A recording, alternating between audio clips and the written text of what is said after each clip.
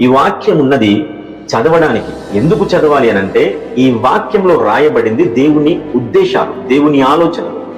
ఏ వ్యక్తి అయితే దేవునికి ఇష్టానుసారంగా బ్రతకాలని ఆశపడతాడో, లేదా ఏ వ్యక్తి అయితే దేవుని చిత్తాన్ని భూమి మీద చేయాలని ఆశపడతాడో, ఆ వ్యక్తి ఖచ్చితంగా ఈ వాక్యాన్ని చదివిన వ్యక్తి అయి ఉండాలి, లేదా అర్థం చేసుకునే వ్యక్తి అయి ఉండాలి. అలా అయితే తప్ప ఆ వ్యక్తి దేవుని చిత్తానుసారమైన వ్యక్తి అయి మారడు, లేదా దేవుని చిత్తాన్ని ఈ భూమి మీద నెరవేర్చలేడు.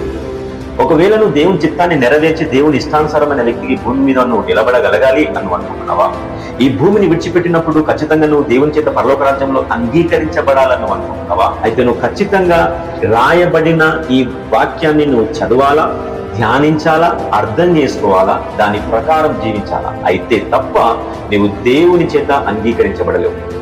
ఈ వాక్యం ఉన్నది చదవడానికి. ఎందుకు చదవాలి అనంటే ఈ వాక్యంలో రాయబడింది దేవుని ఉద్దేశాలు, దేవుని ఆలోచనలు.